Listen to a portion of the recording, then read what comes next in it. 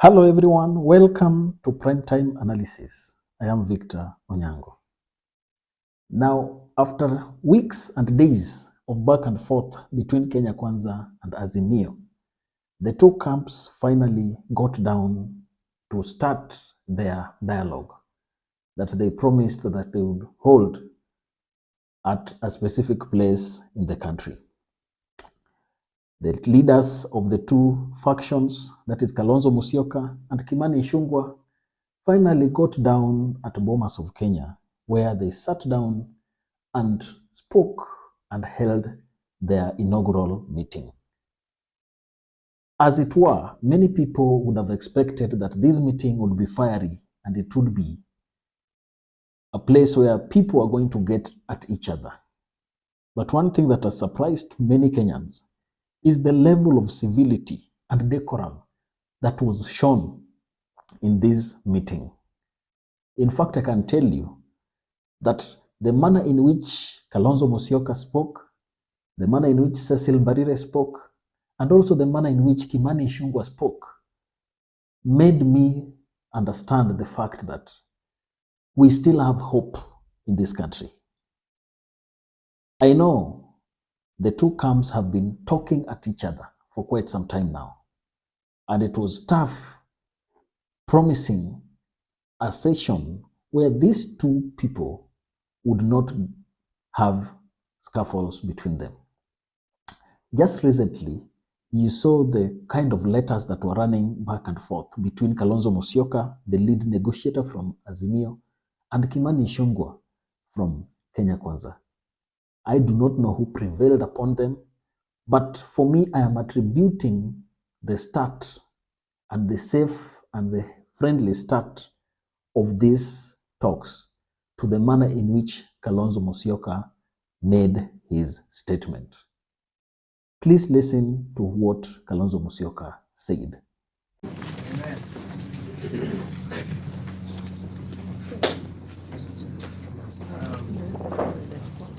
They also agreed that we can have this open forum, some remarks, obviously setting the climate for our discussions, our dialogue. I want to start, and I think my young little sister here will have something as we wait for Mheshimiwa Kimani Ichung'wah. Hata sijaangalia sauti kama iko sawa. Ngoja kwanza.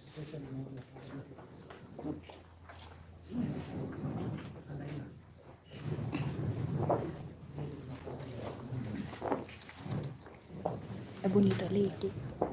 Fellow Kenyans,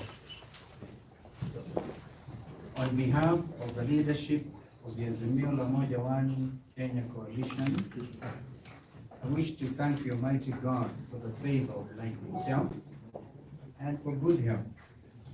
I thank Him for bringing us together today at this venue of culture and of history. I greet you warmly and extend our goodwill on behalf of the Kenyan people.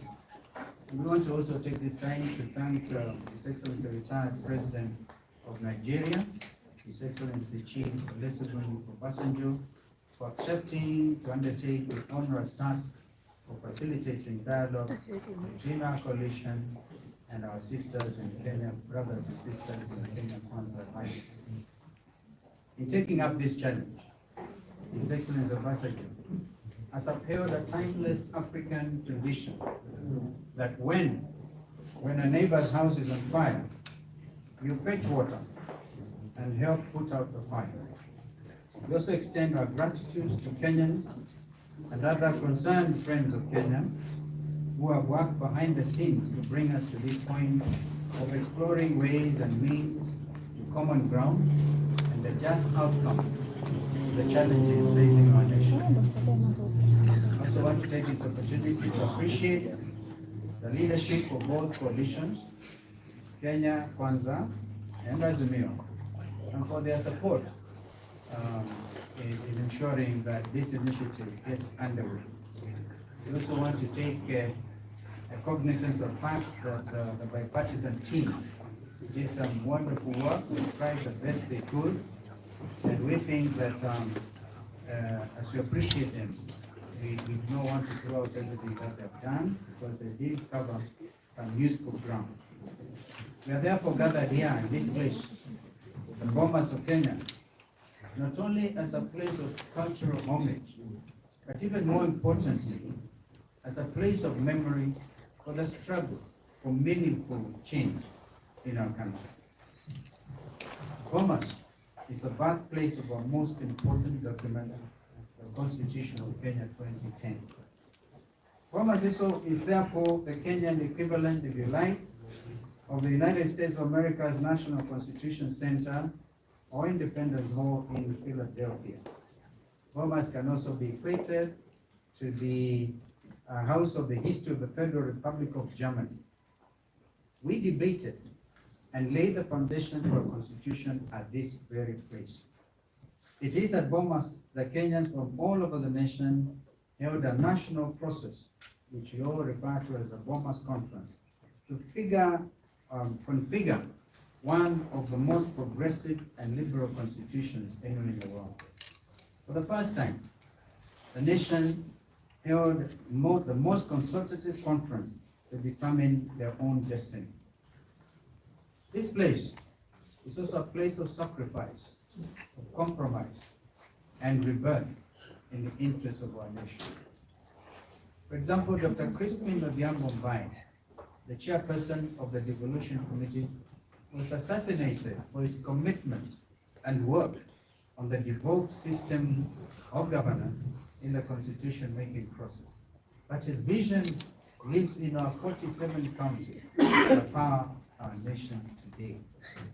It's so nice that one of the 47 governors is sitting to my left, a product of the work of Dr. Crispin Odhiambo. Fellow Kenyans, as a coalition, we are committed to a search for justice, for unity, for peace, and prosperity for our country, in accordance with the ethos, the values, the principles, and provisions of our Constitution. As leader of our delegation, and on behalf of our coalition, I believe Kenya Kwanza does too. I believe that although we have been seconded here by our parties, we are here for our nation, first and foremost. Dialogue, peace, stability, and prosperity, in whose name we gather here, are not party issues. These are Kenyan issues. These are aspirations as the people of Kenya. These issues should unite and never divide us. I therefore wish to appeal to this gathering not to assemble in vain. I appeal to all of us to commit that we shall not let our people down, and that we shall put our people's interests first. As a coalition, in the interest of the nation, we therefore commit that we shall, number one, negotiate in good faith and genuinely seek a just outcome for all Kenyans. Secondly, seek solutions that address the rights and interests of all Kenyans now and in the future. And thirdly, uphold and promote integrity, transparency, and accountability throughout the dialogue process. Now, listening to that clip critically, you will understand that Kalonzo Musyoka is setting out certain rules of engagement and sharing them publicly with the population. And one thing that struck me is the fact that he was steadfast and straight to the issue about power sharing. You know that outside in political rallies and campaigns, UDA and the Kenya Kwanza Brigade have always propagated the fact that the Kenya Kwanza is not willing to share power with Azimio, because on their side, they have been of the opinion that Azimio is only engaging in demonstrations and mass action only for the purpose of getting a nusu mkate from their government. Kalonzo Musyoka was very strict and straight to the point, and he said it openly that the negotiations that are going on are not in any way geared towards achieving a personal gain for those who are involved in negotiating. It is also not an avenue where Azimio leaders are going to search for a power sharing deal in any form or shape. For me, this was very critical. And this is how a real negotiator gets down to start negotiating. It is my pity that Azimio, that Kenya Kwanza did not see it right to bring someone who is on a senior level as Kalonzo Musyoka. But by the fact that Kalonzo Musyoka accepted to go and sit with the people largely regarded to be lower than him in the society was a good character that for me sells him. And I also looked at something there because he looked very presidential in that speech and even how he appeared to that meeting. Another thing that also caught my eye is the fact that Kalonzo Musyoka acknowledged for a first that the main reason why people are in that meeting is because some Kenyans have lost their lives. And that is when he called for 1 minute silence in respect of those departed souls. That was an acknowledgement on the part of Kenya Kwanza that they witnessed and they saw the deaths of people who were killed by the police. I am happy by how it has started. While I have low hopes, it is them who will convince us otherwise. And one statement that was made by Cecil Barire, and Kimani Ichung'wah is that they do not have the luxury of failing in those talks.